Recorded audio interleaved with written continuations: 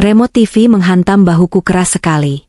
Suamiku berteriak, mengusirku dari ruang tamu karena aku dianggap istri tak berguna. Dia pikir aku lemah dan tak punya tempat tujuan. Dia tidak tahu, esok hari penyesalan terbesarnya akan datang mengetuk pintu dan menghancurkan dunianya. Sebelum ceritanya dimulai, silakan tulis di kolom komentar dari daerah mana saja teman-teman yang menonton cerita ini. Jangan lupa like dan subscribe agar channel ini bisa semakin berkembang dan bisa mempersembahkan cerita yang lebih menarik lagi.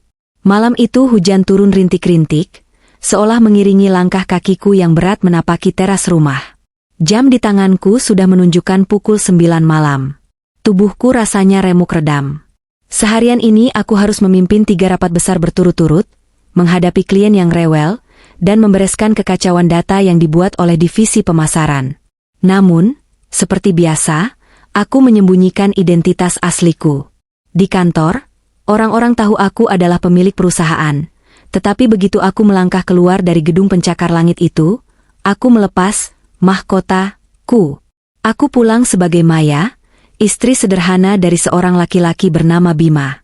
Aku membuka pintu rumah dengan perlahan. Suasana di dalam remang-remang. Hanya cahaya dari televisi yang menyala di ruang tamu yang memberikan penerangan. Aku menghela napas panjang, mencoba membuang segala penat sebelum menghadapi pekerjaan kedua di rumah ini. Menjadi istri Bima jauh lebih melelahkan daripada mengurus ribuan karyawan. Aku meletakkan tas kerjaku di atas meja kecil dekat pintu, lalu melangkah gontai menuju sofa. Kakiku terasa bengkak karena seharian memakai sepatu hak tinggi.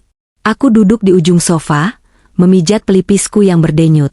Di layar televisi, sebuah acara berita sedang menayangkan liputan tentang kenaikan harga bahan pokok. Aku hanya ingin duduk diam sejenak, mungkin 5 atau 10 menit, untuk mengumpulkan tenaga sebelum mandi dan membereskan cucian piring yang pasti menumpuk di dapur. Belum genap 2 menit aku memejamkan mata, pintu kamar tidur utama terbanting keras. Bima keluar dengan wajah merah padam. Rambutnya acak-acakan, matanya merah, dan bau asap rokok menguar tajam dari tubuhnya. Dia berjalan menghentak-hentak menuju arahku. Jantungku berdesir, bukan karena cinta, tapi karena waspada. Mood Bima belakangan ini seperti cuaca ekstrim, bisa berubah badai dalam hitungan detik. "Ngapain kamu duduk-duduk di situ?" bentaknya tiba-tiba. Suaranya memecah keheningan malam, membuatku tersentak kaget. Aku menelan ludah, mencoba tetap tenang. "Aku baru sampai, Mas. Capek banget. Mau istirahat sebentar sebelum mandi." "Capek? Capek apa kamu?" Bima tertawa sinis, sebuah tawa yang meremehkan. Dia berjalan memutari sofa, lalu berdiri tepat di hadapanku, menghalangi pandanganku ke arah televisi. "Kerja cuma jadi staf admin gudang saja lagaknya kayak direktur. Gajimu itu nggak seberapa, Maya. Nggak usah sok capek di depan suami." Aku diam.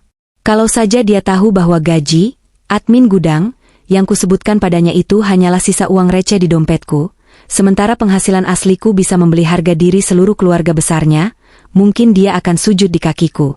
Tapi aku menahan diri. Aku ingat janjiku sendiri saat menikahinya 3 tahun lalu. Aku ingin dicintai apa adanya, bukan karena hartaku. "Minggir, aku mau nonton bola." Bima mendorong bahuku kasar agar aku bergeser. Aku terdorong hingga menabrak sandaran tangan sofa yang keras. Nyeri menjalar di lenganku. "Mas, bisa bicara baik-baik nggak? Aku ini istrimu, bukan pembantu atau orang asing," ujarku.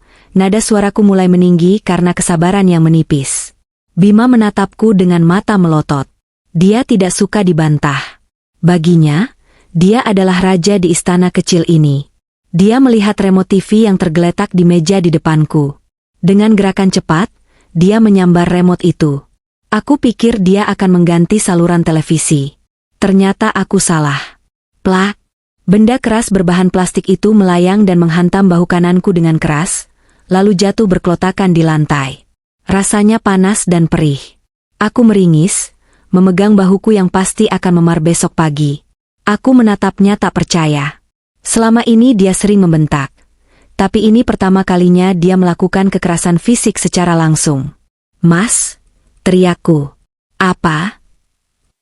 Bima memotong teriakanku dengan teriakan yang lebih keras. Urat-urat di lehernya menonjol. Dia menunjuk wajahku dengan telunjuknya yang gemetar karena amarah. Jangan berani-berani ngelawan aku. Kamu itu cuma numpang di sini. Istri nggak becus. Pulang malam, rumah berantakan, masa nggak pernah? Aku kerja, Mas, untuk bayar listrik, air, dan makan kita. Kamu sendiri seharian ngapain? Cuma main game di kamar? Balasku. Kalimat itu sepertinya menusuk egonya yang rapuh. Wajah Bima semakin gelap. Dia maju selangkah, menunduk hingga wajahnya hanya berjarak beberapa senti dari wajahku. Bau napasnya yang tidak sedap membuatku mual. Oh, sudah berani ngungkit-ngungkit uang? Baru punya gaji UMR saja sombongnya selangit. Hardiknya. Lalu, kalimat yang paling menyakitkan itu meluncur dari mulutnya. Kalimat yang selama ini dia dan ibunya gunakan untuk menghancurkan mentalku. Pergi ke kamarmu, perempuan mandul. Ruangan ini milikku. Rumah ini milikku. Kamu itu cuma parasit yang gak bisa ngasih keturunan. Gak ada gunanya kamu ada di ruang tamu ini, ngerusak pemandangan saja. Hening. Suara hujan di luar seolah berhenti seketika. Kata, mandul, itu berdengung di telingaku, lebih menyakitkan daripada hantaman remote tadi. Selama 3 tahun, aku menelan hinaan itu. Aku melakukan segala tes medis, meminum segala jamu pahit yang disodorkan ibunya, dan menanggung rasa malu setiap kali ada acara keluarga. Padahal, jauh di lubuk hatiku, aku tahu ada yang tidak beres. Tapi aku selalu berusaha menutupi kekurangan suamiku. Tapi malam ini berbeda. Ada sesuatu yang patah di dalam dadaku. Bukan hatiku, melainkan sisa-sisa rasa hormat dan cintaku pada laki-laki di hadapanku ini. Tatapanku yang tadinya sayu karena lelah, kini berubah dingin. Aku tidak menangis. Anehnya, aku justru merasa sangat tenang. Perlahan, aku berdiri. Rasa sakit di bahuku masih terasa, tapi aku mengabaikannya. Aku memandang sekeliling ruang tamu ini. Televisi 60 inci itu, aku yang beli. Sofa kulit tempat Bima duduk layaknya raja, aku yang beli. Bahkan rumah ini, meskipun sertifikatnya atas nama Bima demi menjaga harga dirinya sebagai kepala keluarga, uangnya 100% berasal dari rekening pribadiku. Ruangan ini milikmu? Tanyaku pelan, namun tajam. Iya. Kenapa? Nggak terima? Tantang Bima, dagunya diangkat tinggi-tinggi. Aku tersenyum tipis. Sangat tipis. Baiklah. Nikmati, milikmu, ini untuk malam terakhir, Mas. Tanpa menunggu jawabannya, aku berbalik. Aku tidak pergi ke kamar kami. Aku mengambil kembali tas kerjaku di meja depan. Bima mengerutkan kening melihat tindakanku. Mau kemana kamu? Mau minggat? Hah, paling juga lari ke rumah orang tuamu yang gubuk itu kan? Sana pergi. Biar kamu tahu rasa gimana susahnya hidup tanpa suami. Bima tertawa mengejek, kembali menghempaskan tubuhnya ke sofa dan menyalakan televisi dengan volume keras. Aku tidak menoleh lagi. Aku berjalan keluar pintu, menembus hujan yang semakin deras. Air hujan membasahi blazer yang kupakai, menyamarkan air mata yang akhirnya menetes. Bukan karena sedih kehilangan dia, tapi karena marah pada diriku sendiri. Kenapa aku membiarkan diriku direndahkan selama ini? Aku berjalan menuju jalan raya, lalu menyetop taksi yang kebetulan lewat. Ke Hotel Grand M, Pak, kataku pada sopir taksi. Sopir itu menatapku sekilas dari spion, mungkin heran melihat wanita berpakaian kantor basah kuyup di malam hari. Hotel Grand M yang di pusat kota, Bu? Itu hotel bintang 5. Iya, Pak. Jalan saja. Di dalam taksi, aku mengeluarkan ponselku. Ada puluhan pesan dari asisten pribadiku, Faris, yang menanyakan jadwal besok. Aku mengabaikan jadwal kerja. Aku mengetik satu pesan singkat untuk Faris. Faris, siapkan tim legal dan tim audit besok pagi. Aktifkan protokol pembersihan aset. Aku sudah selesai bermain, rumah-rumahan. Pesan terkirim. Aku bersandar di kursi taksi, menatap lampu-lampu kota Jakarta yang buram terkena air hujan di kaca jendela. Besok, Bima akan bangun dan menyadari bahwa istana yang dia banggakan hanyalah pasir yang akan tersapu ombak. Dia pikir aku pergi dengan tangan kosong. Dia salah besar. Aku pergi membawa satu-satunya hal yang menopang hidupnya selama ini, uangku. Malam ini aku akan tidur di presidential suite milikku sendiri. Dan besok-besok adalah hari penghakiman. Sinar matahari pagi menembus tirai jendela kamar hotel yang mewah. Aku terbangun di atas kasur king size yang empuk, jauh berbeda dengan kasur pegas yang sudah berbunyi di rumah Bima. Pelayan hotel baru saja mengantarkan sarapan ke kamar, tapi seleraku hilang saat melihat kalender di ponselku. Tanggal ini mengingatkanku pada awal mula bencana ini terjadi. 3 tahun yang lalu.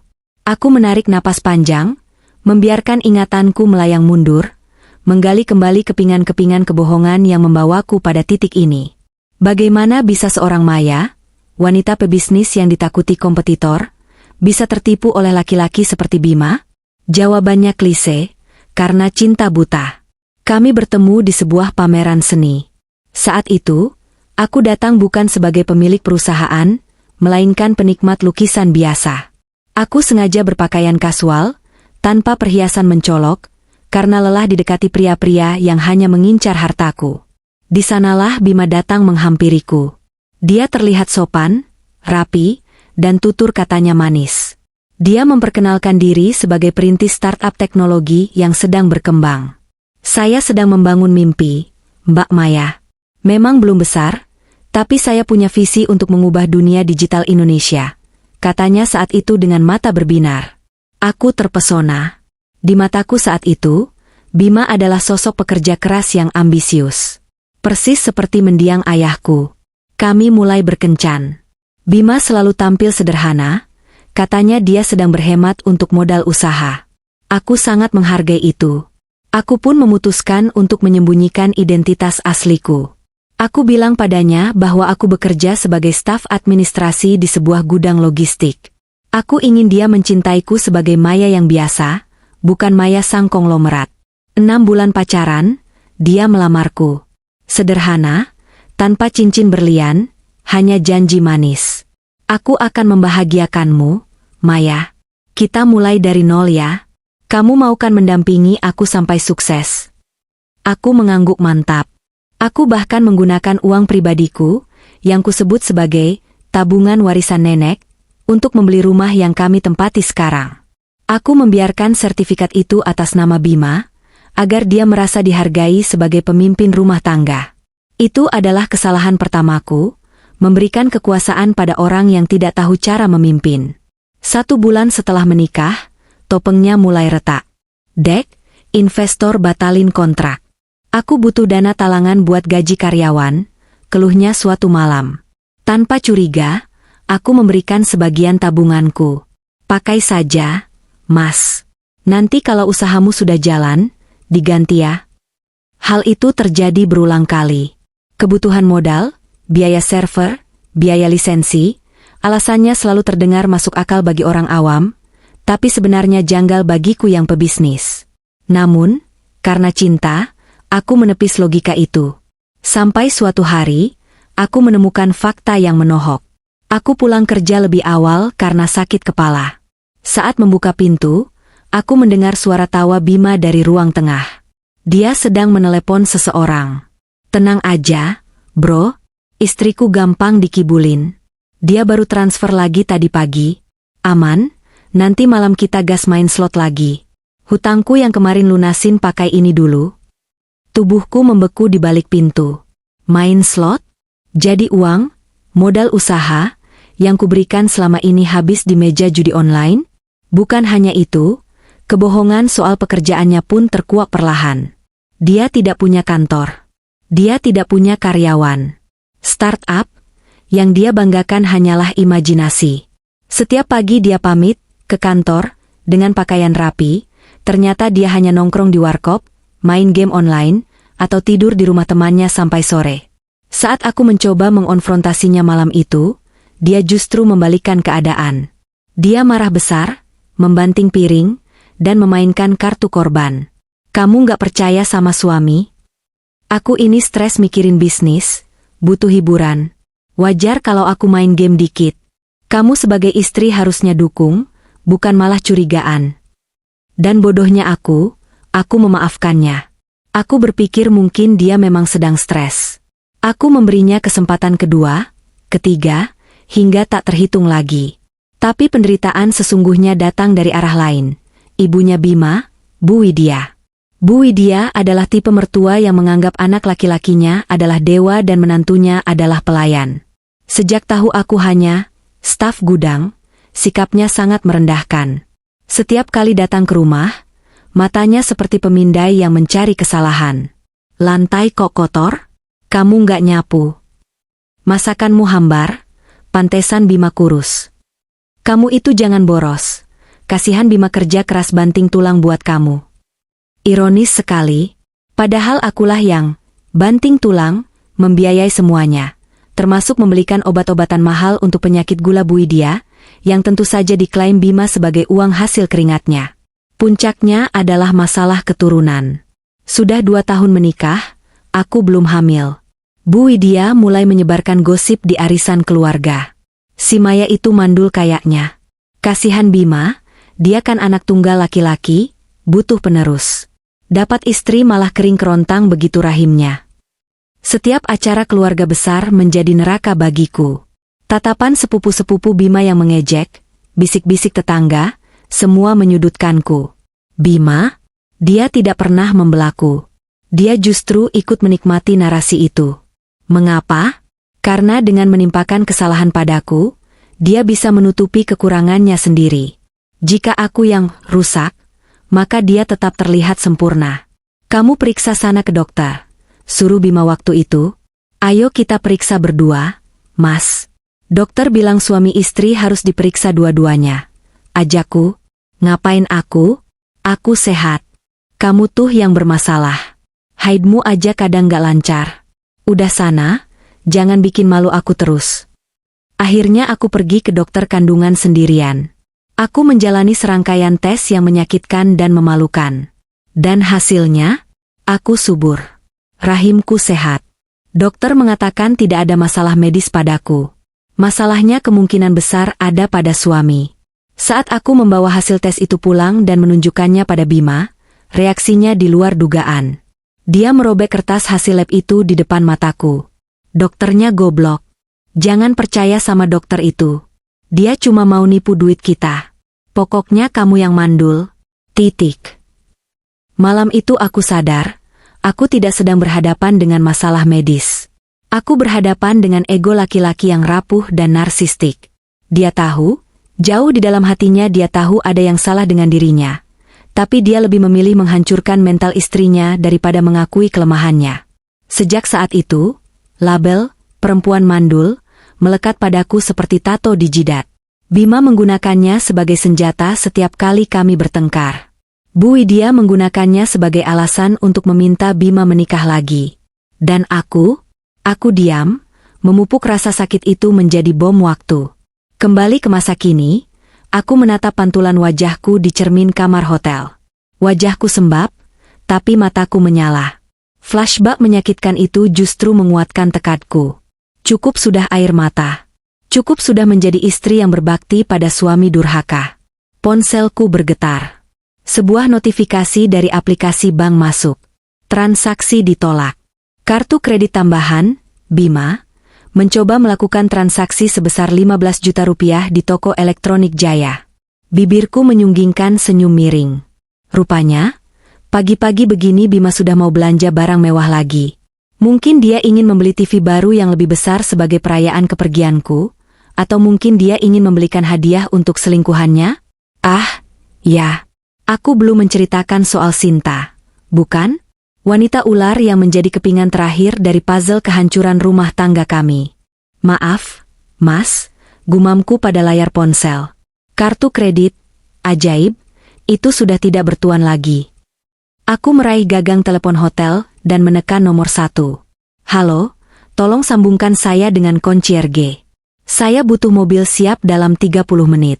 Dan tolong panggilkan pengacara saya, suruh dia bawa berkas, aset tanah dan bangunan di Jalan Melati nomor 5. Ya, rumah itu. Kita akan lakukan kunjungan kejutan.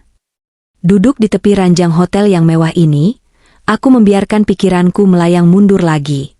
Kali ini, Bukan ke masa lalu yang jauh, melainkan ke 1 minggu yang lalu. Hari di mana selubung kebohongan itu benar-benar tersingkap sepenuhnya. Hari di mana aku tidak lagi menjadi istri yang buta, melainkan seorang pengamat yang diam-diam mengasah pisau. Hari itu hari Minggu. Bima, seperti biasa, pergi sejak pagi dengan alasan ada pertemuan investor di luar kota. Aku tahu itu bohong. Dia bahkan tidak membawa laptopnya. Tapi aku membiarkannya pergi. Rumah sepi, dan aku memutuskan untuk melakukan sesuatu yang jarang kulakukan sendiri karena kesibukan kerjaku. Membersihkan gudang kecil di bawah tangga. Gudang itu lembab dan penuh debu. Di sanalah Bima menyimpan barang-barang masa lalu-nya, tumpukan kardus yang dia larang untuk disentuh. Itu dokumen rahasia perusahaan, Mei. Jangan diacak-acak, katanya setiap kali aku berniat membereskannya. Namun hari itu, aku mencari sesuatu yang spesifik. Surat nikah kami. Aku membutuhkannya untuk memperbarui data asuransi kesehatan kantor, asuransi yang tentu saja menanggung Bima juga, meski dia tidak tahu. Aku membongkar satu persatu kardus, berharap menemukan map dokumen penting keluarga. Saat aku menggeser sebuah kardus bekas mie instan yang terasa berat, sesuatu terjatuh dari sela-sela tumpukan majalah otomotif tua. Sebuah ponsel. Bukan ponsel pintar canggih keluaran terbaru, tapi ponsel Android model lama yang layarnya sudah retak di bagian sudut. Dahiku berkerut. Aku tahu Bima punya 2 ponsel. Satu untuk pribadi, satu yang katanya untuk bisnis. Tapi ponsel ini asing. Aku tidak pernah melihatnya. Penasaran, aku mencoba menekan tombol daya. Baterainya masih ada, sisa 15%. Ponsel itu menyala. Jantungku berdegup kencang saat layar meminta kata sandi. Aku mencoba tanggal lahir Bima. Salah. Tanggal pernikahan kami. Salah. Tanggal lahir ibunya. Salah. Aku terdiam sejenak, memutar otak. Lalu, sebuah angka terlintas di kepalaku. Tanggal jadian kami dulu. Tanggal di mana dia memintaku menjadi pacarnya di pameran lukisan itu. Desember 05 aku memasukkan angka itu, 1205. Klik. Terbuka. Ironis sekali, dia menggunakan kenangan manis kami sebagai kunci untuk menyembunyikan bangkai busuknya. Tampilan layar ponsel itu sederhana. Hanya ada aplikasi pesan singkat berwarna hijau dan galeri foto. Tanganku gemetar saat membuka aplikasi pesan itu. Ada satu kontak yang disematkan paling atas dengan nama My Princess. Aku membukanya, dan seketika itu juga, duniaku runtuh.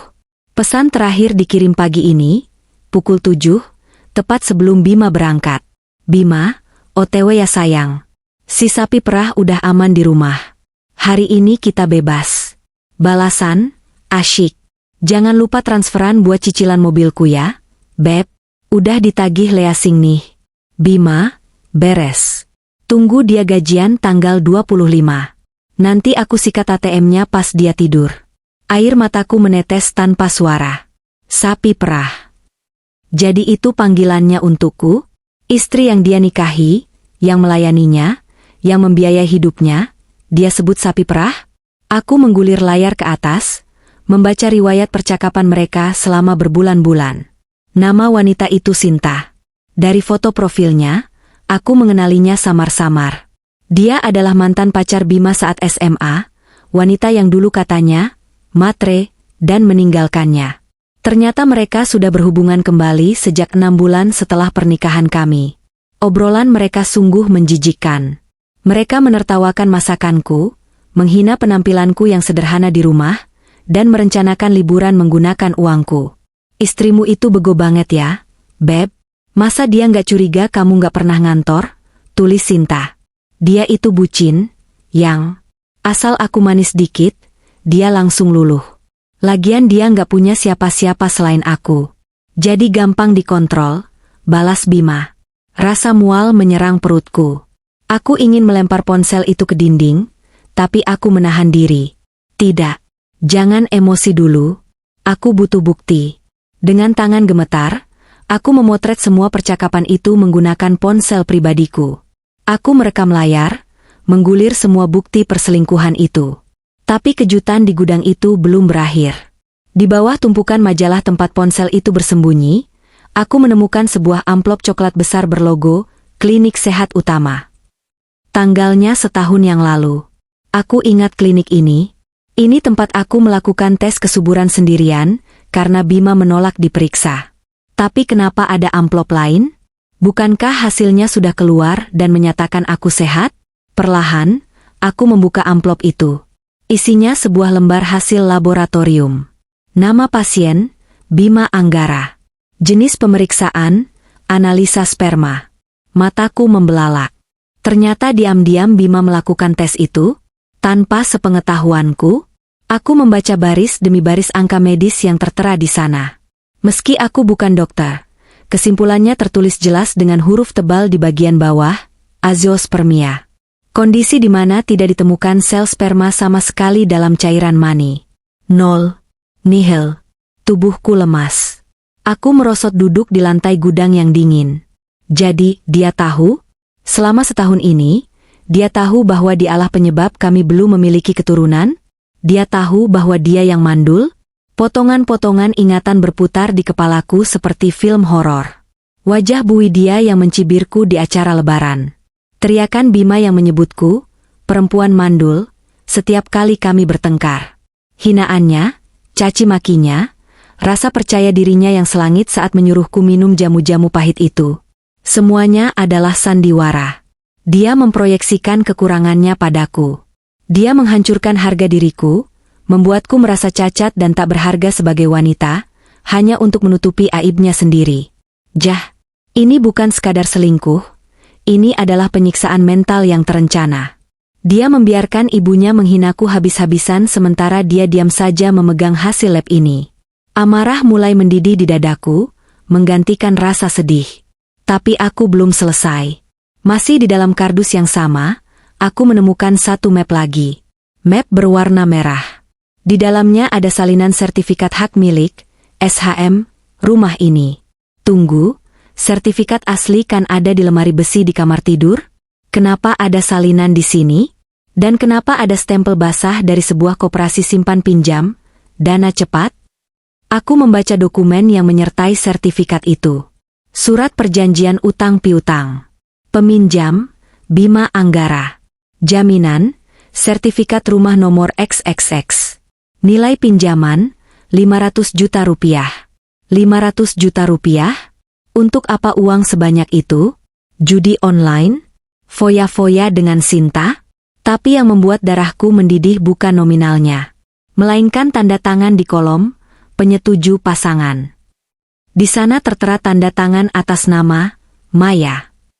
Tapi itu bukan tanda tanganku. Itu coretan asal-asalan yang mencoba meniru gaya tanda tanganku. Dia memalsukan tanda tanganku. Bima telah menggadaikan rumah tempat kami bernaung, rumah yang kubeli dengan uangku sendiri meski atas namanya, tanpa izin dan dengan cara ilegal. Jika dia gagal bayar, rumah ini akan disita. Dan melihat riwayat chatnya dengan Sinta, uang itu pasti sudah ludes tak bersisa. Aku duduk diam di tengah gudang yang pengap itu selama hampir 1 jam. Ponsel rahasia, hasil lab kemandulan, dan bukti penggelapan sertifikat rumah. 3. Senjata, mematikan kini ada di tanganku. Saat itu, aku mendengar suara mobil Bima memasuki halaman carport. Dia pulang lebih cepat. Cepat-cepat aku memasukkan kembali ponsel, amplop medis, dan dokumen utang itu ke posisi semula. Aku mengatur napas, menghapus air mata, dan memasang wajah datar. Aku keluar dari gudang tepat saat Bima membuka pintu depan dengan wajah ceria, wajah palsu yang baru saja bertemu kekasih gelapnya. Sayang, aku pulang, serunya, seolah dia suami paling setia sedunia. Capek banget rapat sama investor. Kamu lagi ngapain? Aku menatapnya. Ingin rasanya aku meludahi wajahnya saat itu juga. Ingin rasanya aku teriakkan bahwa aku tahu dia mandul dan penipu. Tapi aku menahan diri. Seorang pebisnis yang ulung tidak menyerang saat musuh masih kuat. Kita menyerang saat musuh lengah dan tak punya jalan keluar. Lagi beres-beres gudang, Mas, jawabku datar. Loh, kan aku udah bilang jangan capek-capek. Sini aku pijitin, katanya, mendekatiku dengan senyum manis yang kini terlihat seperti seringai iblis. Aku membiarkan dia menyentuh bahuku, meski kulitku merinding jijik. Nggak usah, Mas. Aku mau mandi. Sejak hari itu, cinta di hatiku mati total. Yang tersisa hanyalah dingin. Aku menghabiskan seminggu terakhir mengumpulkan semua bukti asli. Aku menyalin data dari ponselnya saat dia tidur. Aku mengambil dokumen asli dari gudang dan menyimpannya di brankas kantorku. Aku bersiap. Aku menunggu pemicu yang tepat untuk meledakkan bom ini. Dan semalam, saat dia melempar remote TV itu, dia menarik pelatuknya sendiri. Pintu suite hotelku diketuk. Aku melihat jam dinding, tepat pukul 8 pagi. Itu pasti Faris. Aku merapikan blazer sutra yang kupakai, salah satu pakaian, Maya sang CEO, yang kusimpan di lemari hotel ini sebagai cadangan, dan berjalan membuka pintu. Faris berdiri di sana, rapi dengan setelan jas abu-abu mahalnya. Di belakangnya, 2 orang staf legal kepercayaanku berdiri tegap memegang koper dokumen. Wajah Faris tampak tegang. Dia menatapku dengan sorot mata khawatir yang jarang dia tunjukkan. Bu Maya, sapanya, suaranya rendah. Matanya sekilas menangkap lebam biru di bahu kananku yang terekspos karena potongan baju tidurku. Rahangnya mengeras seketika. Itu perbuatan dia? Aku menyentuh bahuku pelan. Hanya hadiah perpisahan, Faris. Masuklah. Mereka masuk ruang tamu suite yang luas. Faris meletakkan tabletnya di meja marmer. Saya sudah menerima pesan ibu semalam. Tim audit sudah bergerak sejak jam 6 pagi. Kami menemukan aliran dana mencurigakan dari rekening bersama yang ibu isi setiap bulan. Hampir 90% ditarik tunai atau ditransfer ke rekening atas nama Sinta Dewi, lapor Faris tanpa basa-basi. Sinta, gumamku. Mantan pacarnya. Aku sudah tahu. Bagaimana dengan sertifikat rumah? Tim legal sudah mengecek ke BPN dan koperasi yang bersangkutan, sahut salah satu staf legal. Koperasi itu ilegal, Bu. Semacam lintah darat berkedok koperasi. Tanda tangan ibu jelas dipalsukan. Secara hukum, perjanjian itu cacat. Tapi sertifikat fisik asli memang ada di tangan mereka. Aku mengangguk, menuangkan kopi ke cangkir porselen. Tebus sertifikat itu hari ini juga. Bayar berapapun bunganya. Aku tidak mau rumah itu disita preman. Setelah sertifikat ada di tangan kita, proses balik nama ke namaku segera. Gunakan surat kuasa yang pernah Bima tanda tangani waktu dia mabuk dulu, yang dia pikir surat asuransi. Faris tersenyum tipis. Dia tahu aku selalu punya rencana cadangan. Dulu, aku pernah meminta Bima menandatangani tumpukan dokumen asuransi palsu, di mana terselip satu surat kuasa penuh atas pengelolaan aset. Waktu itu aku melakukannya hanya untuk jaga-jaga jika terjadi kecelakaan padanya, tapi ternyata insting bisnisku menyelamatkanku hari ini. Lalu, apa langkah selanjutnya? Bu, kita lapor polisi sekarang? Tanya Faris. Jangan dulu, aku menyesap kopiku. Rasanya pahit, tapi menyegarkan. Polisi itu penutup. Aku ingin mereka merasakan neraka dunia dulu. Hancurkan fondasi hidup mereka satu persatu. Aku meletakkan cangkir dengan bunyi klinting yang tajam. Pertama, potong semua akses keuangan. Blokir kartu kredit tambahan yang dipegang Bima. Bekukan rekening bersama. Tarik semua fasilitas yang pernah kuberikan, termasuk akses member game yang dia pakai buat modus, dan langganan TV kabel premiumnya. Faris mengetik cepat di tabletnya. Sedang diproses. Dalam 5 menit, dia akan menjadi gelandangan secara finansial. Kedua, lanjutku, mataku menatap tajam ke arah jendela yang menampilkan pemandangan kota Jakarta. Cari tahu leasing mobil yang dipakai perempuan itu, Sinta. Bima membayarnya pakai uangku. Hubungi perusahaan leasingnya. Katakan pemilik dana menghentikan pembayaran dan minta unit ditarik hari ini juga karena menunggak. Siap, Bu. Kebetulan perusahaan leasing itu anak perusahaan mitra kita. Bisa dipercepat, jawab Faris. Tiba-tiba, ponselku yang tergeletak di meja bergetar hebat. Nama, suami tersayang, muncul di layar. Aku menatap layar itu dengan dingin. Faris dan staf lainnya diam, menunggu reaksiku. Angkat, Bu, tanya Faris. Biarkan berdering, kataku. Panggilan mati. lalu berdering lagi. Kali ini aku mengangkatnya dan menekan tombol loudspeaker. Halo? Maya, kamu di mana hah? Suara bentakan Bima memenuhi ruangan suite yang elegan itu. Kontras sekali dengan suasana tenang di sini. Kenapa teriak-teriak? Mas? Masih pagi? Jawabku tenang. Gila kamu ya? Aku lagi di kasir minimarket nih. Mau beli rokok sama kopi, kartu kreditnya ditolak. Semua kartu. Kamu apain hah? Bikin malu aja. Orang-orang ngeliatin aku. Aku bisa membayangkan wajahnya yang merah padam di depan kasir, antrean panjang di belakangnya menggerutu. Oh, ya? Suaraku dibuat seolah kaget. Mungkin rusak, Mas. Atau mungkin limitnya habis karena dipakai beli tas untuk Tuan Putri MU. Hening sejenak di seberang sana. Napas Bima terdengar kasar. Kak, kamu ngomong apa? Tuan Putri apa?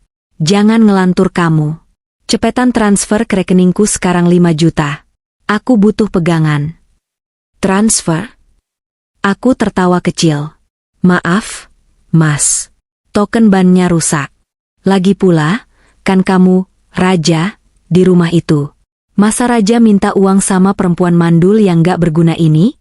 Usaha dong, Mas. Kan kamu CEO startup.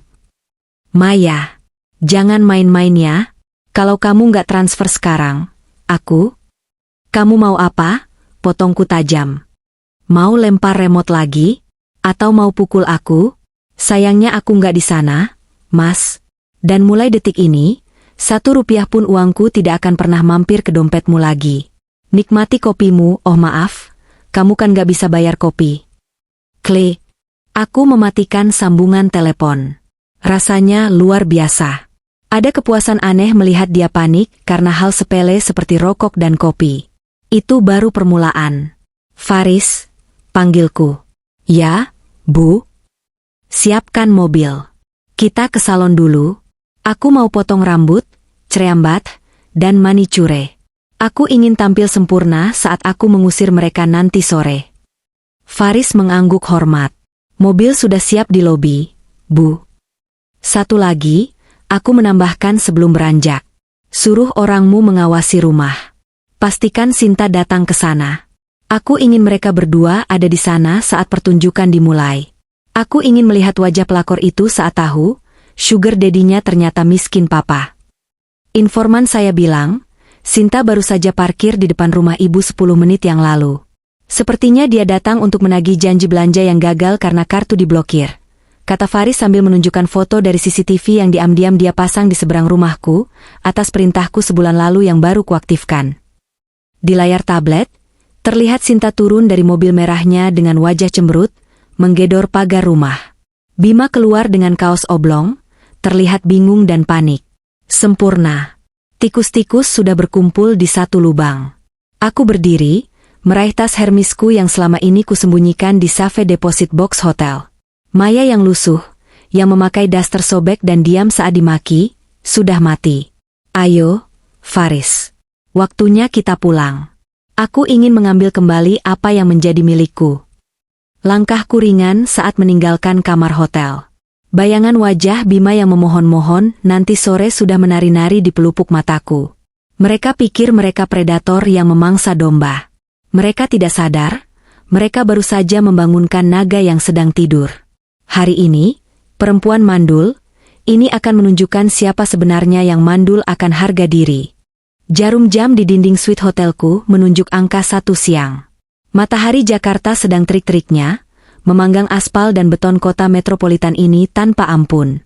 Di dalam ruangan berpendingin udara ini, aku duduk tenang sambil menyesap teh chamomile, membiarkan ketenangan merasuk ke dalam jiwaku sebelum badai sesungguhnya kumulai. Aku membayangkan apa yang sedang terjadi di rumahku. Ralat, rumah yang selama ini diakui Bima sebagai miliknya. Berdasarkan laporan real-time yang dikirimkan oleh tim lapangan Faris, drama di Jalan Melati nomor 5 sudah dimulai sejak 2 jam yang lalu. Aku tidak perlu ada di sana untuk melihatnya, karena CCTV tersembunyi yang kupasang sebulan lalu menyiarkan semuanya dengan jernih ke layar tablet di hadapanku. Di layar itu, aku melihat ruang tamu rumahku yang biasanya rapi kini berantakan. Bima duduk di sofa dengan kaos dalam yang basah oleh keringat. Wajahnya merah padam, dikipas-kipas menggunakan sobekan kardus. Di sampingnya, Sinta, si wanita idaman, duduk dengan wajah cemberut. Make up tebalnya mulai luntur, membuat maskaranya melebar di bawah mata seperti rakun. Panas banget sih, Yang. Kamu bilang AC-nya rusak. Tapi kok kipas angin juga nggak nyala? Air di kamar mandi juga mati. Keluh Sinta dengan nada tinggi yang melengking. Suaranya terdengar jelas lewat mikrofon CCTV. Bima membanting kardus yang dipegangnya. Aku juga nggak tahu. Tiba-tiba listriknya jepret. Tokennya masih banyak padahal. Ini pasti PLN yang ngaco. Udah diam dulu, kepalaku pusing. Aku tersenyum miring melihat pemandangan itu. Kasihan sekali. Mereka tidak tahu bahwa listrik dan air di rumah itu tidak mati karena gangguan teknis. 15 menit yang lalu, atas perintahku, Faris telah menghubungi pihak PLN dan PDAM untuk melakukan pemutusan sementara dengan alasan perbaikan instalasi darurat yang diajukan oleh pemilik sah sertifikat tanah, yaitu perusahaanku. Tanpa listrik di siang bolong Jakarta yang suhunya mencapai 34 derajat Celcius, rumah minimalis dengan ventilasi buruk itu tak ubahnya seperti oven raksasa. Terus gimana dong? Kita jadi belanja nggak? Katanya mau beli gelang emas buat gantiin yang hilang. Rengek Sinta lagi. Dia mengelap lehernya yang berkeringat dengan tisu, lalu membuang tisu kotor itu sembarangan ke lantai. Sabar kenapa sih? Bentak Bima. Kamu lihat sendiri tadi kartu kreditku ditolak semua. M-banking juga keblokir. Si Maya pasti ngelakuin sesuatu. Nanti kalau dia pulang, aku hajar dia sampai dia buka blokirannya. Mendengar namaku disebut dengan nada ancaman itu, darahku mendidih. Tapi aku tetap tenang. Silakan tunggu aku pulang, Mas. Tapi aku jamin, saat aku datang, kamu tidak akan punya nyali untuk mengangkat tanganmu lagi. Tepat saat itu, sebuah mobil van hitam berhenti di depan pagar rumah. Di layar CCTV, aku melihat Faris turun, diikuti oleh 4 orang pria berbadan tegap mengenakan seragam biru tua bertuliskan, Tim Audit Aset. Mereka tidak terlihat seperti preman, tapi aura mereka jauh lebih mengintimidasi. Mereka terlihat profesional, dingin, dan tak tersentuh. Bima yang mendengar suara mobil langsung bangkit dan mengintip dari jendela. Wajahnya berubah pucat. Mungkin dia mengira itu penagih utang dari koperasi ilegal, tempat dia menggadaikan sertifikat rumah. Siapa itu? Yang? Debt collector? Tanya Sinta panik. SST. Diam, desis Bima. Pintu depan diketuk. Bukan ketukan sopan, tapi ketukan tegas yang menuntut perhatian. Tok, tok, tok. Bima dengan langkah ragu membuka pintu. Cari siapa? Tanyanya dengan suara yang berusaha terdengar garang, meski kakinya sedikit gemetar. Faris berdiri di sana, menatap Bima dari balik kacamata hitamnya. Dia tidak langsung menjawab, melainkan memberi isyarat pada anak buahnya. 2 orang pria berseragam langsung masuk menerobos Bima, mulai memotret setiap sudut ruangan, mencatat barang-barang, dan menempelkan stiker merah pada televisi, sofa, dan lemari pajangan. Hei, apa-apaan ini? Masuk tanpa izin? Keluar kalian? Ini rumah saya? Teriak Bima histeris, mencoba menghalangi salah satu petugas yang sedang menempel stiker di TV besar kebanggaannya. Faris melepas kacamata hitamnya perlahan, menatap Bima dengan tatapan merendahkan yang sangat menusuk. Rumah Bapak? Anda yakin? Iyalah. Saya Bima Anggara, kepala keluarga di sini. Siapa kalian? Saya panggil polisi ya. Ancam Bima, meski tangannya sibuk mencari ponsel di saku celananya yang kucel. Faris mengeluarkan sebuah dokumen dari tas kerjanya. Perkenalkan, saya Faris, Direktur Operasional dari M Group.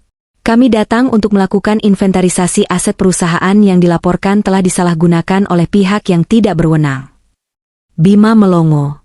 Sinta yang berdiri di belakang Bima ikut bingung. M Group? Perusahaan apa itu? Nggak ada hubungannya sama kita. Pergi nggak? Seru Sinta sok berani. Faris tersenyum tipis, senyum yang mengerikan.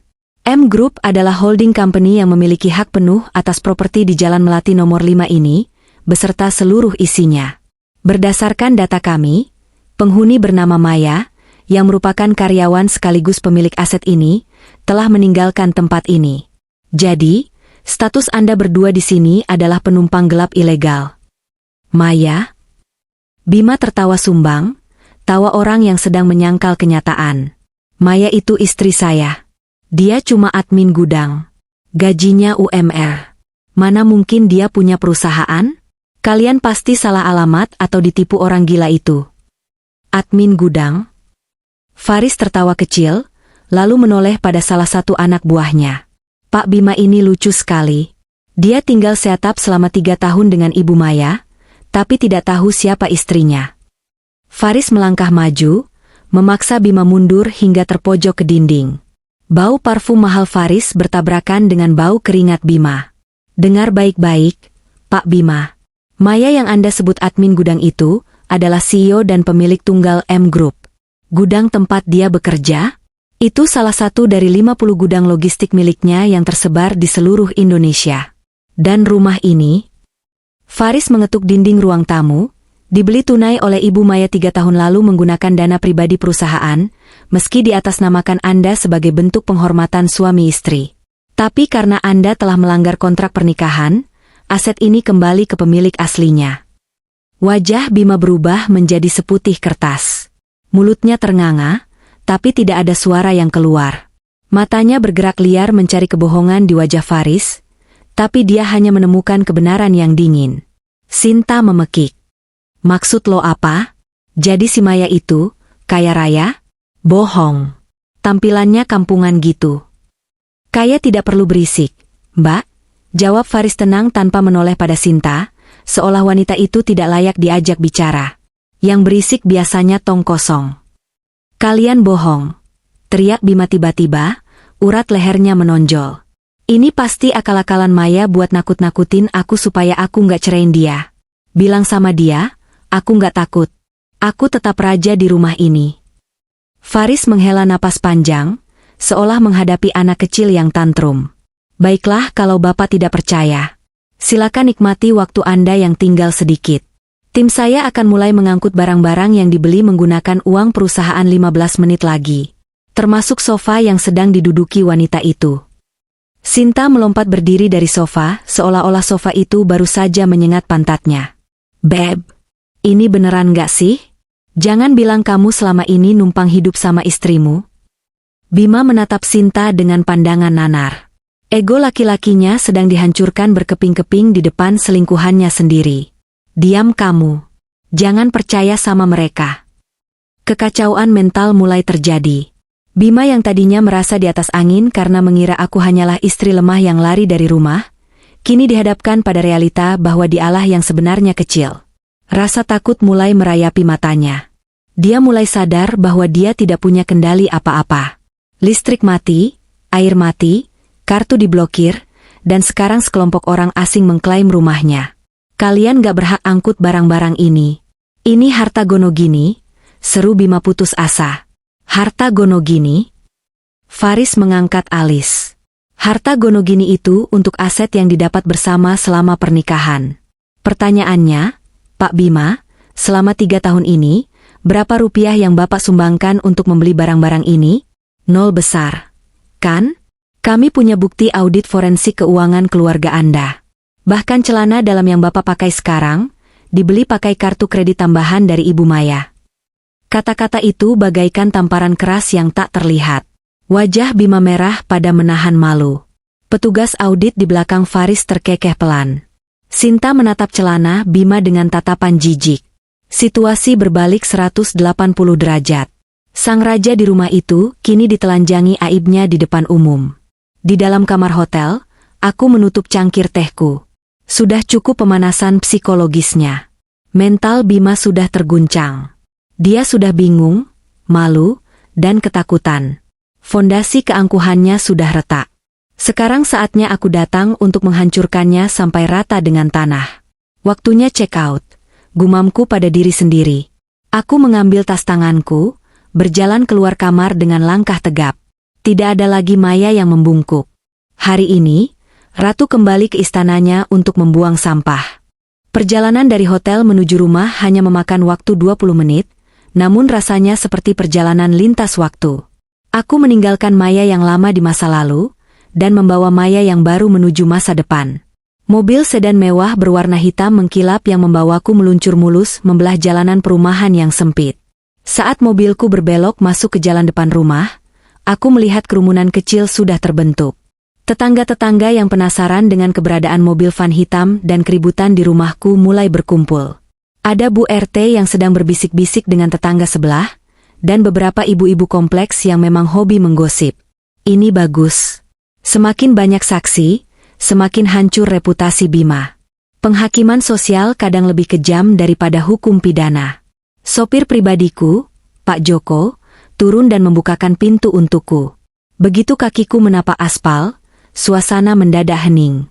Sepatu hak tinggi stiletoku mengetuk jalan dengan irama yang percaya diri. Aku mengenakan gaun terusan selutut berwarna merah marun yang elegan, dipadu dengan blazer hitam yang tersampir di bahu. Rambutku yang biasanya kuikat asal-asalan, kini tergerai indah setelah ditata di salon mahal tadi pagi. Kacamata hitam bertengger di hidungku, menyembunyikan mata sembab sisa tangisan semalam, sekaligus memberikan aura misterius. Itu, Bu Maya, bisik salah satu tetangga. Kok beda banget? Cantik sekali. Mobilnya mewah banget. Itu mobil siapa? Aku mengabaikan bisikan-bisikan itu dan berjalan lurus menuju gerbang rumah yang terbuka lebar. Di teras, Bima dan Sinta masih berdebat dengan Faris. Keringat bercucuran di wajah mereka, kontras dengan penampilanku yang segar dan wangi. Maya, seru Bima saat melihatku. Matanya membelalak kaget, seolah melihat hantu. Dia terdiam sesaat, memindai penampilanku dari ujung kaki ke ujung kepala. Ada rasa takjub di matanya, tapi segera tertutup oleh amarah dan gengsi. Wah, hebat ya kamu. Pulang-pulang bawa pasukan preman. Maksud kamu apa? Hah? Suruh mereka pergi sekarang. Bentak Bima, mencoba mendapatkan kembali kendalinya. Dia melangkah maju hendak mencengkeram lenganku. Namun, sebelum tangannya menyentuhku, dua pengawal Faris dengan sigap menahan tubuh Bima. Lepasin. Ini istri gue, teriak Bima meronta. Aku membuka kacamata hitamku perlahan, menatap matanya lekat-lekat. Jangan sentuh aku dengan tangan kotor itu, Mas. Tangan yang kamu pakai untuk melempar remote dan membelai wanita lain, tidak layak menyentuh kulitku. Kamu. Bima tercekat. Dia belum pernah melihat tatapan sedingin ini dariku. Sinta, yang berdiri di pojok teras sambil mengipasi diri, memberanikan diri bicara. Mbak Maya. Jangan sombong mentang-mentang dandannya. Lo tuh istri durhaka, ninggalin suami, terus sekarang bawa laki-laki lain ke rumah. Dasar wanita nggak benar. Aku menoleh ke arah Sinta. Wanita ini, penyebab retaknya rumah tanggaku, sekarang berani menceramahiku di rumahku sendiri? Aku tersenyum tipis, lalu mengeluarkan sebuah amplop tebal dari tasku. Sinta, kataku pelan sambil menggelengkan kepala. Kamu pikir kamu menang? Kamu pikir kamu mendapatkan pria kaya? Aku melempar isi amplop itu ke udara. Puluhan lembar kertas berhamburan jatuh di sekitar mereka. Angin menerbangkan beberapa lembar ke arah tetangga yang menonton. Itu bukti transfer rekening, kataku lantang, memastikan tetangga juga mendengar. Lihat tanggal dan nominalnya. Setiap kali Bima mentransfer uang padamu untuk cicilan mobil, untuk beli tas, untuk stay cation, coba lihat sumber dananya. Sinta memungut salah satu kertas yang jatuh di kakinya. Matanya membelalak membaca rincian mutasi rekening. Sumber dana, autodebit dari rekening Maya Arisanti. Semua uang yang kamu nikmati, Sinta itu uangku, lanjutku dengan nada menusuk. Bima tidak punya uang sepeser pun. Dia pengangguran yang hidup dari keringat istrinya. Jadi, tas yang kamu pegang, baju yang kamu pakai, bahkan bensin di mobilmu, aku yang bayar. Selamat, kamu bukan cuma jadi pelakor, tapi pelakor yang dibiayai oleh istri sah. Wajah Sinta berubah merah padam, campuran antara malu dan marah. Dia menatap Bima dengan tajam. Beb, ini beneran? Kamu bilang itu uang hasil bisnismu? Bima gagap. Itu, dia bohong. Itu rekening bersama. Rekening bersama yang hanya diisi oleh satu orang bukan rekening bersama, Bima. Itu donasi, potongku cepat. Aku belum selesai. Aku mengambil dokumen kedua dari tangan Faris. Dokumen asli sertifikat tanah dan surat perjanjian utang dari koperasi. Dan kamu, Bima, suaraku bergetar sedikit karena menahan amarah, tapi aku tetap tegak. Kamu berteriak bahwa ruangan ini milikmu? Rumah ini milikmu? Jelaskan pada semua orang di sini, kenapa sertifikat rumah ini ada di tangan rentenir. Aku mengangkat sertifikat itu tinggi-tinggi. Kamu memalsukan tanda tanganku. Kamu menggadaikan rumah tempat kita tinggal demi judi dan foya-foya. Kamu penipu, Mas. Penipu yang berlindung di balik ketiak istri. Bunyi gasps terdengar dari para tetangga. Ya ampun, Mas Bima tega banget. Digadaikan? Padahal Mbak Maya kerja keras banget. Bima terlihat seperti orang yang baru saja ditinju ulu hatinya. Rahasianya terbongkar. Topeng, suami suksesnya hancur lebur. Mei, dengerin dulu, aku bisa jelasin itu buat investasi. Investasi di meja judi? Tanyaku sinis. Aku sudah tahu semuanya, Mas. Tidak ada gunanya bohong lagi. Tiba-tiba, suara deru mesin truk derek terdengar mendekat. Sebuah truk derek berwarna kuning, berhenti tepat di belakang mobil merah milik Sinta yang terparkir di pinggir jalan. Dua orang petugas berseragam leasing turun dengan membawa surat tugas. Dengan Ibu Sinta Dewi, tanya petugas itu keras. Sinta tersentak. Iya, saya. Ada apa? Kami dari pihak Multi Finance. Kami mendapat instruksi untuk melakukan penarikan unit mobil Honda Jazz merah ini, karena adanya laporan wan prestasi dan penghentian penjaminan dana dari pemilik dana utama, Ibu Maya Arisanti. Selain itu, ada tunggakan 3 bulan yang belum dibayar. Apa? Sinta menjerit histeris. Nggak bisa gitu dong. Ini mobil saya. Beb, bantuin dong. Bayarin. Bima hanya bisa menunduk, tidak berani menatap siapapun. Mas Bima nggak bisa bantu kamu. Sinta, kataku dingin. Dia bahkan gak bisa beli rokok hari ini. Petugas derek, tanpa membuang waktu langsung memasang pengait pada mobil Sinta. Alarm mobil berbunyi nyaring, menambah kekacauan suasana.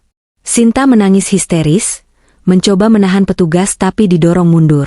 Dia melihat mobil kebanggaannya, simbol status sosialnya, ditarik paksa di depan umum. Aku melangkah mendekati Bima yang kini terduduk lemas di kursi teras. Dia tampak hancur. Bukan karena rasa bersalah, tapi karena kehilangan segalanya. Masih ada satu lagi, bisikku padanya. Hanya dia yang bisa mendengar. Aku mengeluarkan secari kertas terakhir dari saku blazerku. Itu adalah salinan hasil tes medisnya. Kamu sebut aku mandul? Tanyaku lirih. Kamu hancurkan harga diriku setiap hari dengan kata itu. Kamu biarkan ibumu menghinaku. Padahal kamu tahu persis siapa yang sebenarnya tidak bisa memberi keturunan. Bima mendongak, matanya penuh ketakutan. Dia menggeleng pelan, memohon agar aku tidak mengatakannya. Mei, jangan. Kenapa? Takut image kejantananmu runtuh. Aku meremas kertas itu dan melemparkannya ke pangkuannya. Aku tidak akan mengumumkannya di pengeras suara, Mas. Aku masih punya sedikit belas kasihan, tidak sepertimu. Tapi ingat ini, setiap kali kamu melihat cermin, ingatlah bahwa kamu bukan cuma miskin harta, tapi juga miskin hati. Aku mundur selangkah, menatap mereka berdua, Bima yang terduduk lemas dan Sinta yang menangis meraung-raung di pinggir jalan. Faris, perintahku. Ya, Bu. Keluarkan semua barang-barang mereka. Baju, sepatu, semuanya. Masukkan ke dalam kantong plastik sampah. Aku tidak mau ada sisa sedikit pun dari mereka di rumahku. Dan ganti kunci rumah ini sekarang juga. Baik, Bu. Bima mencoba bangkit. Mei, aku mau tinggal di mana? Jangan tega gitu sama suami sendiri. Suami? Aku tertawa pahit, tawa yang menandakan akhir dari segalanya. Suamiku sudah mati saat dia melempar remote itu padaku. Yang ada di depanku sekarang cuma orang asing. Aku berbalik, berjalan kembali menuju mobil mewahkan. Aku tidak menoleh lagi saat mendengar Bima memanggil namaku dengan suara parau. Air mataku memang menetes satu kali saat aku masuk ke dalam mobil, tapi itu adalah air mata terakhir. Langit Jakarta masih panas, tapi hatiku terasa sejuk. Beban berat 3 tahun itu akhirnya terangkat. Aku bebas. Suasana di depan rumah Jalan Melati nomor 5 itu semakin kacau, bising, dan panas. Matahari yang menyengat seolah ikut memanaskan emosi yang meluap-luap di udara. Mobil Sinta yang ditarik paksa oleh pihak leasing baru saja menghilang di tikungan jalan, meninggalkan jejak ban dan sisa tangisan histeris wanita itu yang kini duduk teronggok di trotoar seperti boneka rusak. Namun, pertunjukan utama belum berakhir. Aku masih berdiri tegak di dekat gerbang, menatap Bima yang wajahnya pucat pasi, hancur, dan kehilangan arah. Bisik-bisik tetangga terdengar semakin keras, seperti dengungan lebah yang marah. Mereka yang selama ini hanya mendengar versi cerita dari mulut Bima dan ibunya, bahwa aku istri yang dingin, sibuk sendiri, dan tak bisa memberi keturunan, kini mulai menyadari kebohongan yang telah disuapkan kepada mereka bertahun-tahun. Tatapan mereka yang dulu sinis padaku, kini berubah menjadi tatapan iba dan kagum, sementara tatapan jijik mulai terarah pada Bima. Namun, drama ini belum lengkap tanpa kehadiran sang dalang utama penderitaan batinku. Tepat saat aku hendak memerintahkan Faris untuk menutup gerbang, sebuah taksi tua berhenti mendadak di depan kerumunan orang. Pintu taksi terbuka kasar. Dari dalamnya, turunlah sosok wanita parubaya dengan tongkat kayu dan wajah yang selalu tampak tidak puas. Itu adalah Bu Widya, Ibu Bima, atau mantan ibu mertuaku. Di belakangnya mengekor Eko, adik Bima yang kerjanya hanya meminta uang rokok pada kakaknya, yang berarti uangku. Rupanya Sinta atau Bima sempat menelepon mereka saat penggerbekan aset tadi dimulai. Bu Widya menyeruak masuk menembus kerumunan tetangga dengan langkah pincang namun agresif. Matanya langsung menyala saat melihat barang-barang anak kesayangannya berserakan di halaman dalam kantong plastik hitam, dan melihat Bima terduduk lesu di teras. "Ada apa ini? Apa-apaan ini?" teriak Bu Widya dengan suara cemprengnya yang khas. Dia melihatku berdiri di sana dengan pakaian elegan, lalu matanya membelalak marah. "Heh, perempuan tak tahu diuntung. Apa yang kamu lakukan pada anakku dan rumah ini? Hah?" Tanpa babibu, Bu Widya mengangkat tongkat kayunya dan mengayunkannya ke arahku. Gerakannya cepat karena didorong amarah. "Dasar istri durhaka. Berani-beraninya kamu bikin keributan di rumah suamimu." "Ibu, jangan!" teriak Bima dari teras, tapi terlambat. Tongkat itu melayang ke arah wajahku. Namun, kali ini aku tidak diam seperti Maya yang dulu. Aku tidak menunduk takut. Dengan refleks yang tenang, aku menangkap ujung tongkat itu dengan tangan kiriku, menahannya kuat-kuat di udara, hanya beberapa sentimeter dari wajahku. Cengkeramanku kuat. Bu Widya terkejut. Dia mencoba menarik tongkatnya kembali, tapi aku menahannya. Aku menatap matanya yang keriput dan penuh kebencian itu. "Cukup, Bu," kataku dingin, suaraku rendah namun terdengar jelas oleh semua orang yang mendadak hening. Zaman di mana ibu bisa memukulku sesuka hati sudah berakhir. Aku menghempaskan tongkat itu ke samping hingga Bu Widya terhuyung mundur, dan hampir jatuh jika tidak ditangkap oleh Eko. "Kurang ajar," pekik Bu Widya. Dia menunjuk wajahku dengan jari telunjuknya yang gemetar. "Lihat, bapak-bapak, ibu-ibu. Lihat kelakuan menantu gila ini. Dia mau mengusir suaminya sendiri. Dia mau menguasai harta anakku. Dasar perempuan mandul pembawa sial. Untung anakku sabar merawat kamu selama ini." Kata mandul itu lagi senjata pamungkas yang selalu dia gunakan untuk mematikan karakterku di depan umum. Dulu, setiap kali dia meneriakkan kata itu di acara arisan atau kumpul keluarga, aku akan menunduk malu, menahan air mata, dan merasa diriku adalah wanita paling gagal di dunia. Tapi hari ini, kata itu terdengar kosong. Para tetangga mulai berbisik lagi. "Tega banget Bu Widya ngomong gitu. Tapi kan katanya memang Mbak Maya yang bermasalah." Aku tertawa. Tawa yang keras, lepas, dan penuh ironi. Tawa itu membuat Bu Widya bingung dan menghentikan caci makinya sejenak. "Kenapa kamu ketawa? Gila kamu ya?" bentaknya. Aku tertawa karena kasihan pada ibu. Jawabku lantang. Aku melangkah maju mendekati pagar, menghadapi mereka semua, Bu Widya, Eko, Bima, dan para tetangga. Ibu terus-menerus berteriak bahwa aku mandul. Ibu terus menghinaku pembawa sial. Padahal, ibu tidak tahu fakta sebenarnya, atau mungkin, ibu pura-pura tidak tahu demi menutupi aib anak emas ibu itu. Aku menoleh pada Faris. Faris, tolong ambilkan pelantang suara portabel dari mobil van. Faris dengan sigap menyerahkan megafone kecil yang biasa dipakai tim lapangan. Aku tidak peduli lagi dibilang kejam. Mereka sudah menghancurkan mentalku selama 3 tahun. Sekarang giliran aku membersihkan namaku. Tes, suaraku menggema di jalanan kompleks itu. Semua orang terdiam. Bapak-bapak, ibu-ibu tetangga yang saya hormati, mulaiku dengan tenang. Selama ini saya diam. Saya diam dituduh numpang hidup. Saya diam dituduh tidak bisa masak. Saya diam dituduh mandul. Tapi hari ini, saya ingin meluruskan semuanya sebelum saya pergi dari neraka ini. Aku menunjuk rumah di belakangku.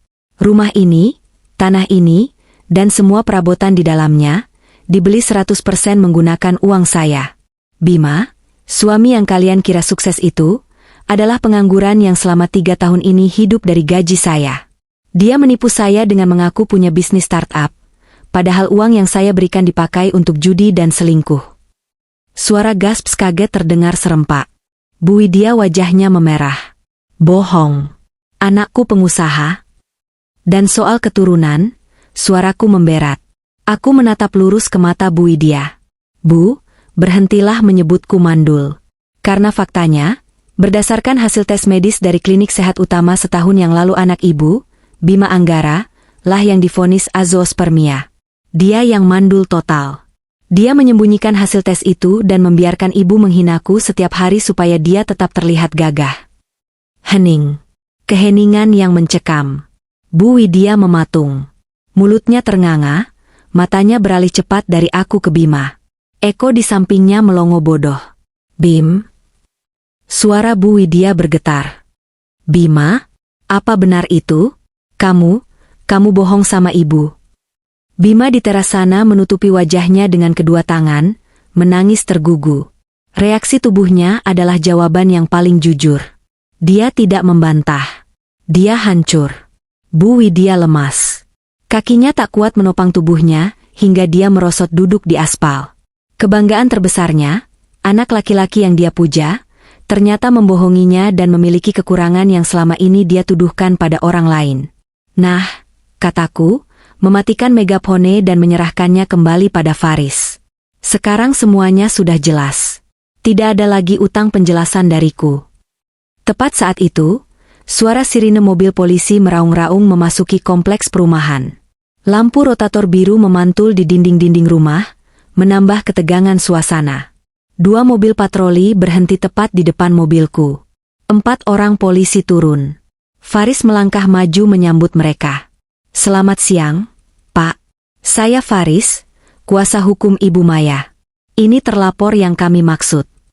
Faris menunjuk Bima. Bima mendongak kaget. Polisi? Kenapa ada polisi? Polisi itu berjalan tegas menaiki teras rumah, menghampiri Bima. Saudara Bima Anggara, kami mendapat laporan atas dugaan tindak pidana pemalsuan dokumen otentik, penipuan, dan penggelapan aset perusahaan. Kami memiliki bukti forensik tanda tangan palsu yang Anda gunakan untuk menggadaikan sertifikat tanah ini ke pihak ketiga ilegal. Enggak, saya enggak nipu. Itu rumah istri saya. Saya cuma pinjam sertifikatnya sebentar. Bima berteriak panik, mundur hingga punggungnya menabrak tembok. Silakan jelaskan di kantor polisi. Saudara kami tahan untuk proses penyidikan, ujar polisi itu dingin sambil mengeluarkan borgol perak yang berkilau mengerikan. Ibu, tolong Bima, Bu. Maya jahat. Dia mau penjarain aku. Bima meronta saat tangannya ditarik paksa dan diborgol. Bu Widya yang masih syok di aspal mencoba bangkit. Pak polisi jangan bawa anak saya. Dia orang baik. Ini salah istrinya. Tapi polisi tidak peduli. Mereka menggelandang Bima menuruni teras. Bima melewati aku dengan wajah penuh air mata dan ingus. Dia menatapku memohon. Mei, cabut laporannya. Mei, aku suamimu, kita bisa bicara baik-baik. Aku menatapnya datar. Tidak ada rasa kasihan. Hanya rasa jijik melihat betapa menyedihkannya laki-laki yang dulu begitu sombong melempar remote padaku. Kamu bukan suamiku lagi, Bima. Kamu hanyalah kriminal yang harus mempertanggungjawabkan perbuatanmu. Nikmati kamar barumu di penjara. Mungkin di sana kamu benar-benar bisa jadi penguasa ruangan. Bisikku tajam saat dia digiring masuk ke mobil patroli. Bima dimasukkan paksa ke kursi belakang mobil polisi. Sinta, yang melihat kekacauan itu, diam-diam mencoba melipir pergi, tapi dicegat oleh salah satu polisi wanita. Saudari Sinta Dewi, Anda juga ikut kami untuk dimintai keterangan sebagai saksi dan penerima aliran dana hasil penggelapan. Apa?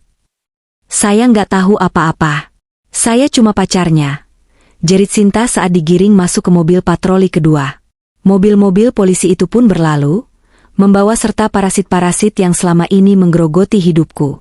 Yang tersisa hanyalah Bu Widya dan Eko yang berdiri bingung di depan rumah yang kini kosong. Faris, kunci gerbangnya. Pasang gembok besar, perintahku. Faris dan timnya menutup pagar besi itu dengan suara klang yang keras, lalu melilitkan rantai dan gembok besar. Rumah itu kini tertutup. Mati. Maya, ibu mau tinggal di mana? Kunci rumahnya mana? Tanya Bu Widya dengan suara parau, mencoba memelas. Egonya sudah runtuh, digantikan kepanikan karena sadar dia tidak punya tempat bernaung. Itu bukan urusan saya, Bu, jawabku sambil membuka pintu mobilku. Ibu punya Eko, kan? Anak bungsu kesayangan ibu juga. Mintalah dia merawat ibu. Saya bukan lagi menantu ibu. Dan rumah ini akan segera saya jual untuk menghapus jejak sial kalian. Maya, kamu kejam. Kualat kamu nanti sama orang tua, teriak Bu Widya histeris. Aku berhenti sejenak sebelum masuk mobil, menoleh padanya untuk terakhir kali. Kualat? Tidak, Bu. Ini bukan kualat. Ini karma. Apa yang ibu tanam, itulah yang ibu tuai. Aku masuk ke dalam mobil. Pintu tertutup rapat, meredam suara teriakan Bu Widya dan Eko yang saling menyalahkan di pinggir jalan. Jalan, Pak Joko, kataku, kita pulang ke kehidupanku yang sebenarnya. Mobil melaju meninggalkan perumahan itu. Aku menyandarkan kepalaku di jok kulit yang empuk. Lelah sekali rasanya, tapi dadaku terasa lapang. Langit sore Jakarta mulai berubah warna menjadi jingga keunguan. Indah sekali.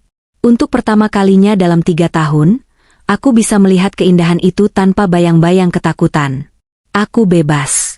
Benar-benar bebas.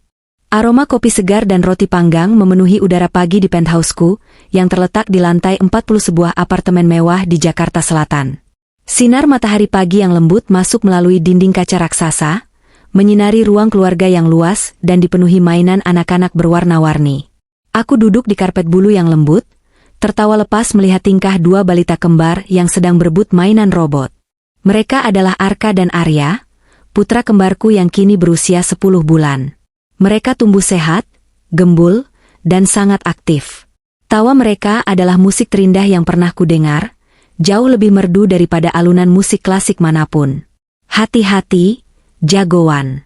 Jangan dorong-dorongan, tegur suara berat yang lembut dari arah dapur. Seorang pria tegap dengan apron masak yang melingkar di pinggangnya datang, membawa nampan berisi sarapan. Itu Adrian, suamiku. Suami yang sesungguhnya. Kami bertemu setahun yang lalu dalam sebuah konferensi bisnis, dan kali ini, aku tidak menyembunyikan siapa diriku. Adrian adalah seorang arsitek ternama, pria yang mandiri, matang, dan yang terpenting, dia menghormatiku sebagai wanita dan mitra setara. Adrian meletakkan nampan di meja rendah, lalu duduk di sampingku, mengecup keningku sekilas. Anak-anak semangat banget hari ini, pasti nurun dari ibunya. Aku tersenyum, menyandarkan kepalaku di bahunya yang kokoh. Terima kasih sudah buatkan sarapan, Mas. Padahal kamu ada meeting pagi kan? Buat ratu dan pangeran-pangeranku, apapun kulakukan, jawabnya sambil mengedipkan mata. Aku menatap Arka dan Arya. Kehadiran mereka adalah bukti nyata kemenangan terbesarku. Vonis, mandul, yang dulu dilemparkan Bima dan ibunya hanyalah sampah. Ternyata, begitu aku menikah dengan pria yang sehat jasmani dan rohani, Tuhan langsung mempercayaiku dengan 2 malaikat sekaligus.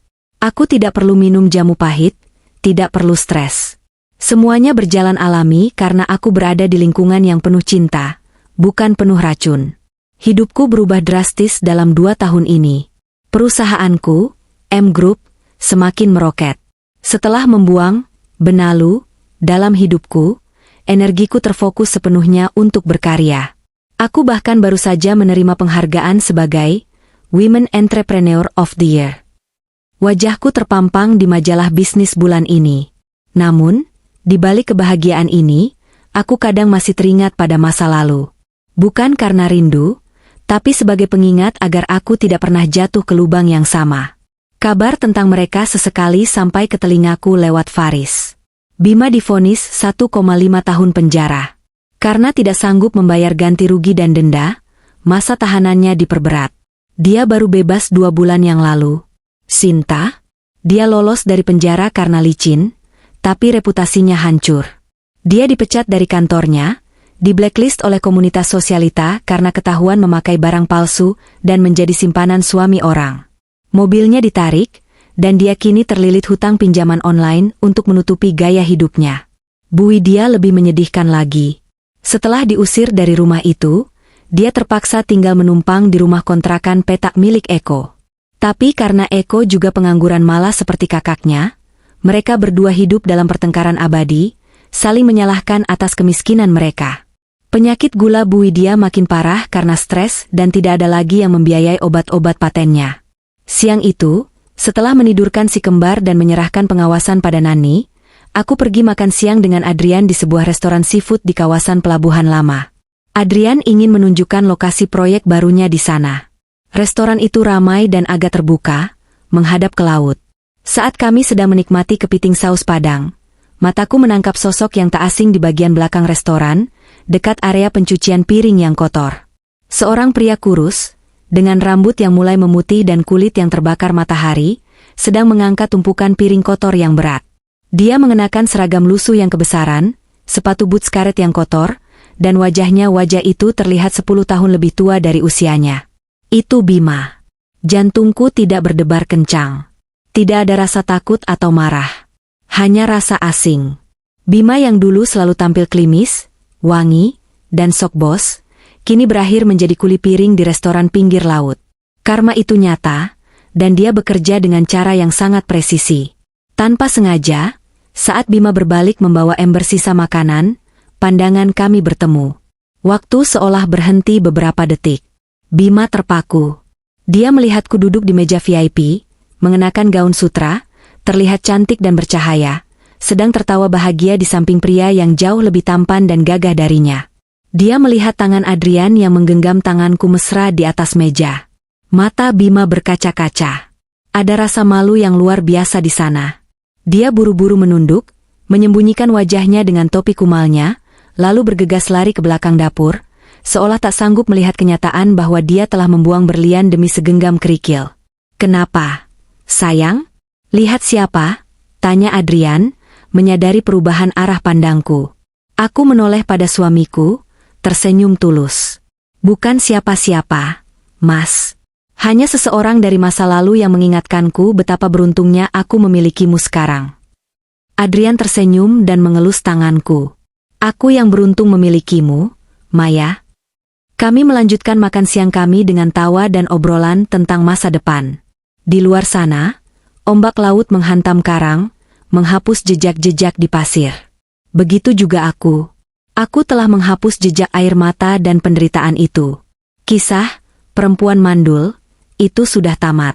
Kini yang ada hanyalah kisah Maya, seorang ibu, seorang istri, dan seorang wanita yang berdiri tegak di atas kakinya sendiri.